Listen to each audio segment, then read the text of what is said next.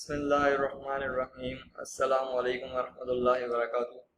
Class आज हम lecture 2 start कर रहे हैं अकाउंटिंग का। फर्स्ट लेक्चर में हमने अकाउंटिंग को डिफाइन किया था और अकाउंटिंग के एलिमेंट्स को डिफाइन किया था। ठीक है, आज के लेक्चर में हम डिस्कस करेंगे अकाउंटिंग की इक्वेशंस, अकाउंटिंग इक्वेशन को, प्रॉफिट एंड लॉस इक्वेशन को, और इसको डिटेल में एक्सप्लेन करेंगे और एक प्रैक्टिस क्वेश्चन जो है हम आज की क्लास में परफॉर्म करेंगे। आगे जाने से पहले अगर आपको लास्ट लेक्चर में कोई बात नहीं समझ में आई, कोई भी क्वेश्चन आपको लास्ट लेक्चर में आपको नहीं कोई बात आपको पूछनी हो तो आप कमेंट सेक्शन में इसको पूछ सकते हैं। ठीक है, क्योंकि इस लेक्चर को समझने के लिए ज़रूरी है कि आपका लास्ट लेक्चर जो है वो सही तरीके से आपने अटेंड किया हो, और अगर आप चाहें तो इसको जो है मेरे चैनल पे जाके इसको दोबारा से फर्स्ट लेक्चर को मैंने वीडियो अपलोड कर दी है, वहाँ से सुन भी सकते हैं। ठीक है, तो स्टार्ट करते हैं। हमारे पास सबसे पहले हमारे पास अकाउंटिंग इक्वेशन है। अकाउंटिंग इक्वेशन जो है समझ लें, पूरी जो हमारी अकाउंटिंग है वो अकाउंटिंग जो बेस कर रही है वो इस अकाउंटिंग इक्वेशन पे बेस कर रही है।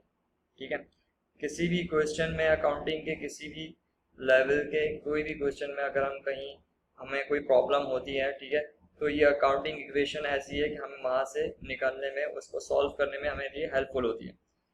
अब हम देखें इसमें हम क्या करें। Accounting equation, assets is equals to liabilities plus capital.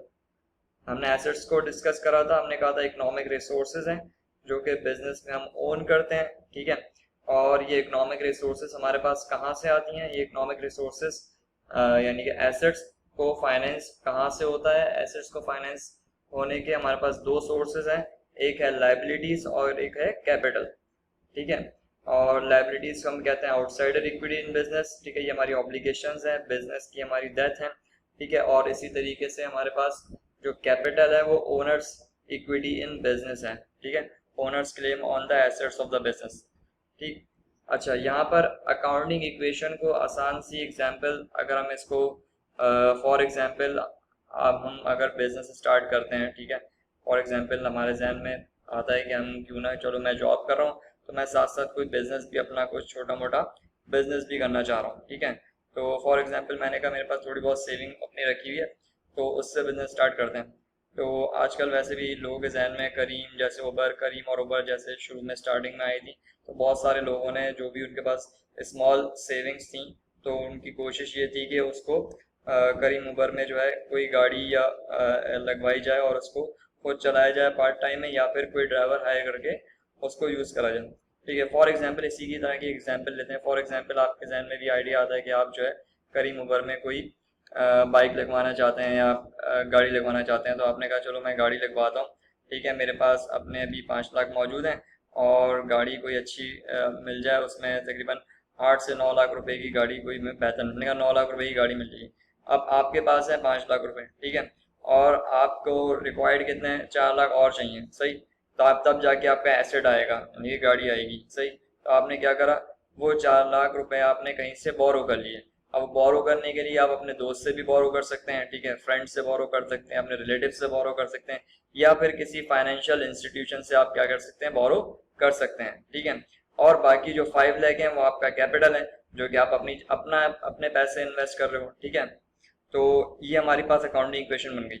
आपके पास एसेट्स आ गया एक, ठीक है, आपने अपने एक एसेट, एक गाड़ी की शक्ल में आपके पास एक एसेट आ चुका है। ठीक है, और आपके पास जो लायबिलिटी थी वो 4 लाख की है, जो कि आपने किसी कहीं से भी, फॉर एग्जांपल आपने किसी फाइनेंशियल इंस्टीट्यूशन से बोरो करी है, तो वो आपने जो है बोरो किया है, तो वो आपकी लायबिलिटी हो गई, outsider equity in business. And then हमारे पास जो आपके पास आपने अपनी जेब से इन्वेस्टमेंट करी थी, ठीक है, आपकी अपनी इन्वेस्टमेंट थी, वो आप ओनर, आप क्योंकि वो बिजनेस के ओनर है ना, वो कहलाएगा कैपिटल। ठीक है, आपको अकाउंटिंग इक्वेशन, अच्छा अब आपने बिजनेस स्टार्ट कर दिया, लायबिलिटी भी आ गई, कैपिटल भी आ गया, एसेट भी आ गया। ठीक है, हमने कल 5 एलिमेंट्स ऑफ अकाउंटिंग डिस्कस करे थे। ठीक है, यहाँ पर हम देखें 3 एलिमेंट्स तो नजर आ गए हमें, एसेट्स, लायबिलिटीज एंड कैपिटल। ठीक है, अब हम नेक्स्ट स्लाइड पे जाएंगे। अब हमें जो है प्रॉफिट एंड लॉस इक्वेशन, यानी कि हमने अब यूं समझ लें बिजनेस स्टार्ट कर लिया। ठीक है, हमारे पास एसेट आ चुका है, लाइबिलिटी थोड़ी हमारी क्रिएट हो गई है। ज़रूरी नहीं है कि लाइबिलिटी शुरू में स्टार्ट हो, जीरो भी हो सकती है लाइबिलिटी। ठीक है, हो सकता है हमने सारा पैसा अपनी जेब से लगा दिया। और कैपिटल भी जीरो हो सकता है हमने सारा ही पैसा किसी का पैसा लगवा दिया। ठीक है, मेमनों में अक्सर कहते हैं भाई अपने पैसे से बिजनेस किया तो क्या किया। सही, तो ऐसा नहीं होना चाहिए। वैसे तो आप अपने पैसे से बिजनेस करें, लेकिन बिजनेस के रूल्स हैं। हम देखें मार्केट पूरा क्रेडिट से ही भरी हुई है, मतलब उधार पे ही ज़्यादातर बिजनेस चल रहे हैं। सही, अच्छा देखते हैं, हम आगे मूव करते हैं। अच्छा, अब हमने क्या वही करीम वाली एग्जाम्पल को सामने रखते हैं। सही, तो हमने कल रेवेन्यूज और एक्सपेंसेस को डिफाइन करा था।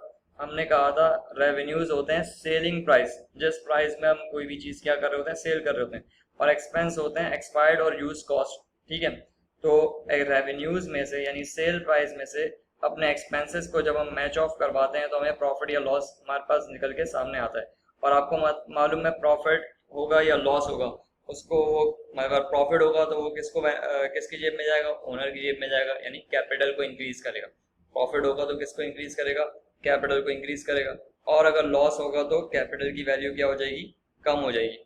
सही, अच्छा रेवेन्यूज फॉर एग्जाम्पल हम जो करीम वाली एग्जाम्पल लेकर चले थे, हमने कहा फॉर एग्जाम्पल हमने अब गाड़ी तो परचेज कर ली, अब जो जो भी राइड्स हमारे पास आएंगी वो राइड्स से जो हमारे पास अर्निंग्स हो रही होंगी वो हमारा पूरा का पूरा क्या है, हमारा रेवेन्यू है। ठीक है, फॉर एग्जाम्पल 100 रुपीज़ की एक राइड लगती है। ठीक है, हमने राइड लगाई, उसने कहा 20% हमें, अब हमारे एक्सपेंसेस की बात करें, 20% हमें करीम कंपनी को देने या उबर कंपनी को देने। ठीक है, 20 रुपीज़ तो वहाँ चले गए। ठीक है, इसके अलावा फ्यूल हमारा कंज्यूम हुआ। ठीक है, इसके अलावा गाड़ी की मेंटेनेंस है। सही, और इसके अलावा आपने बीच में लंच भी करा। ये सारे जितने भी एक्सपेंसेस हैं वो सारे हम इसमें से अपने जो रेवेन्यूज थे उसमें से क्या करेंगे, माइनस करेंगे। तो अल्टीमेटली मंथ एंड पर या ईयर एंड पर या डे एंड पर हमारे सामने प्रॉफिट निकल के सामने आ जाएगा, और ये प्रॉफिट जाके हमारे कैपिटल को इंक्रीज कर देगा। ठीक है, तो प्रॉफिट और लॉस मालूम करने के लिए हम क्या करते हैं, रेवेन्यूज में से एक्सपेंसेस को मैच ऑफ करते हैं। ये हमारी प्रॉफिट एंड लॉस इक्वेशन हो गई। इसको प्रॉफिट एंड लॉस स्टेटमेंट भी कहते हैं और इनकम स्टेटमेंट भी कहते हैं। अभी आगे जाएंगे तो हम इसको बहुत डिटेल में पढ़ेंगे। ठीक है, और नेक्स्ट हम थोड़ा अकाउंटिंग इक्वेशन और प्रॉफिट एंड लॉस इक्वेशन के कॉम्बिनेशन को देखते हैं यहाँ पर। सही, इस एग्जाम्पल में हमने कुछ वही अकाउंटिंग इक्वेशन सामने रखी है। Assets is equals to liabilities plus capital. Capital means owner's equity. सही, अच्छा एसेट्स फॉर एग्जाम्पल हमारे पास लिस्ट ऑफ एसेट्स है, हमारे पास कैश मौजूद है, इन्वेंट्री है। ठीक है, इन्वेंट्री आपको पता है वो चीज़ें जो हम बेचने के लिए खरीदते हैं। ठीक है, अकाउंट रिसीवेबल है। ठीक है, प्रीपेड्स हैं हमारे पास, इक्विपमेंट मौजूद है। ये हमारी क्या लिस्ट ऑफ एसेट्स हैं। Liabilities accounts payable, notes payable, deferred revenue. अच्छा डेफर्ड रेवेन्यू को समझ लें थोड़ा सा। अकाउंट पेबल क्या होता है, जब हम सप्लायर से वर्बल प्रॉमिस करते हैं। नोट्स पेबल क्या होता है, जब हम सप्लायर से रिटन प्रॉमिस करते हैं। और डेफर्ड रेवेन्यू का मतलब होता है कि आपने अपने कस्टमर से एडवांस पैसे ले लिए हैं। ठीक है, और उसको सर्विस प्रोवाइड नहीं करी, तो ये हमारे पास डेफर्ड रेवेन्यू होगा। इसको हम अनअर्न्ड कहते हैं। सही, अच्छा अब आ जाए, ये बहुत इंपॉर्टेंट साइड है कैपिटल की साइड। अब कैपिटल की वैल्यू हम देखें, ओनर्स कॉन्ट्रीब्यूशन। ओनर जब जब कॉन्ट्रीब्यूशन करेगा तो हमारी इक्विटी जो कैपिटल है हमारा क्या करेगा, इंक्रीज करेगा। ओनर विड्रॉल, ओनर बिजनेस में से पैसा विड्रॉ करेगा तो हमारी वैल्यू क्या हो जाएगी, कैपिटल की कम हो जाएगी। जितने भी रेवेन्यूज होंगे यानी sales, interest, rental income, service income. ठीक है, हम सेल कर रहे हैं, अपनी प्रोडक्ट्स को सेल कर रहे हैं, वहां से हमारे पास रेवेन्यू आ रहा है, इंटरेस्ट आ रहा है कहीं से हमें। सही, और कहीं से हमारे पास जो है रेंटल इनकम आ रही है, और कहीं हमारे पास सर्विस फी आ रही है। ये हमारी सारी सोर्सेज ऑफ रेवेन्यूज हैं। ठीक है, अब इन सोर्सेज ऑफ रेवेन्यूज में से जितने भी एक्सपेंसेस हैं उनको हम क्या कर देंगे, मैच ऑफ कर देंगे।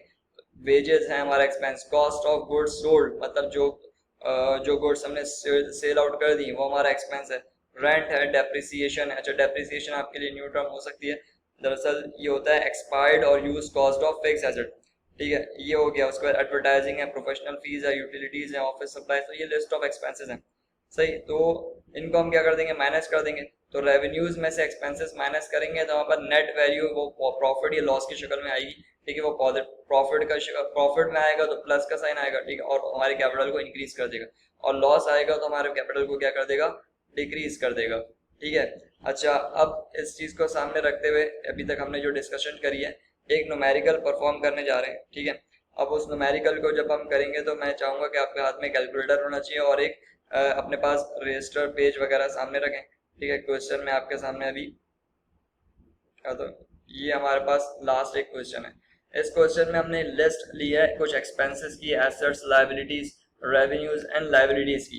ठीक है, और हमने कोशिश करी है कि हम इन टाइटल्स के जो 5 एलिमेंट्स हमने डिस्कस करे थे, इसको हम जो है अभी न्यूमेरिकल में कैसे सॉल्व करेंगे।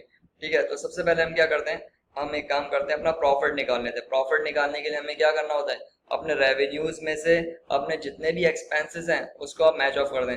अब देखें यहाँ पर कुछ कलर बता रहे हैं, जैसे रेवेन्यूज हैं ये पर्पल है और जितने एक्सपेंसेस हैं वो ग्रीन शेडेड में, ठीक है, ग्रीन कलर में। तो आप सारे रेवेन्यूज, एक ही रेवेन्यू यहाँ पर दिखाया हुआ सेल्स, तो सेल्स 1 लाख की सेल्स है, 1 लाख की सेल्स में से आप सारे एक्सपेंसेस क्या कर दें, माइनस कर दें। अच्छा, ये ख्याल करिएगा, ये जो इनकम टैक्स रेट है ये सबसे आखिर में लेस करेंगे।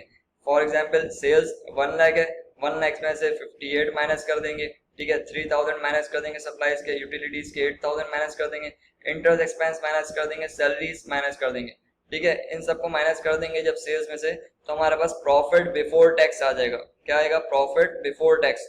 सही, अब जो प्रॉफिट बिफोर टैक्स आएगा उस पर आप 30%, यानी कि फॉर एग्जाम्पल 10,000 आएगा, इसको आप जब सॉल्व करेंगे ना तो आपके पास क्या आएगा, 10,000 का प्रॉफिट बिफोर टैक्स आएगा।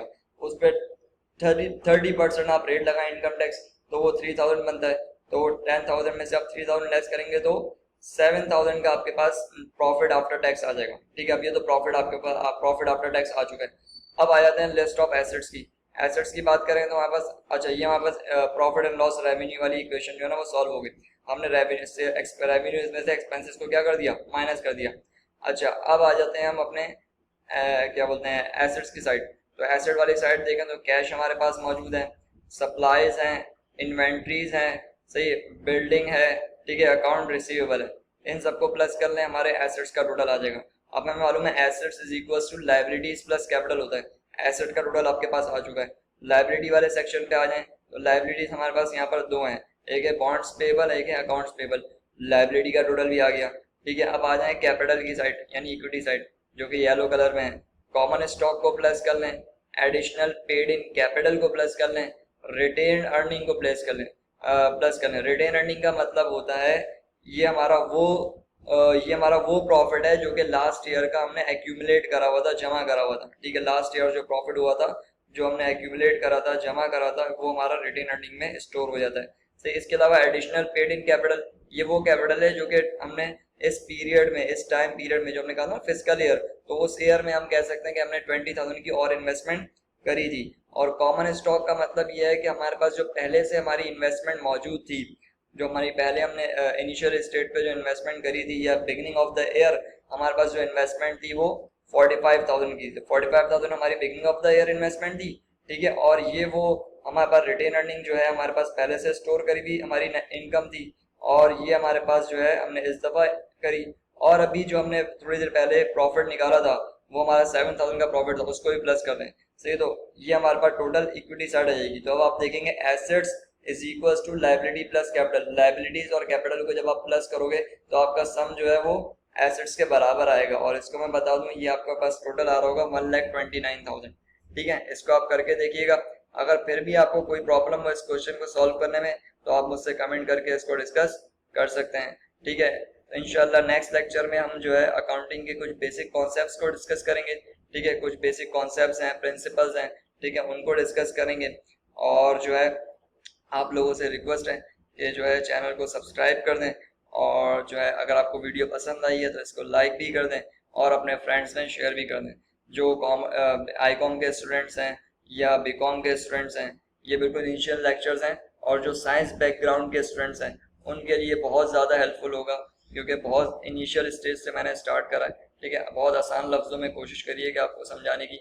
अगर फिर भी आपको नहीं समझ में आए तो आप मुझसे कमेंट का सेक्शन में जाके इसको पूछ सकते हैं। ठीक है, ओके, थैंक यू, अल्लाह हाफिज़।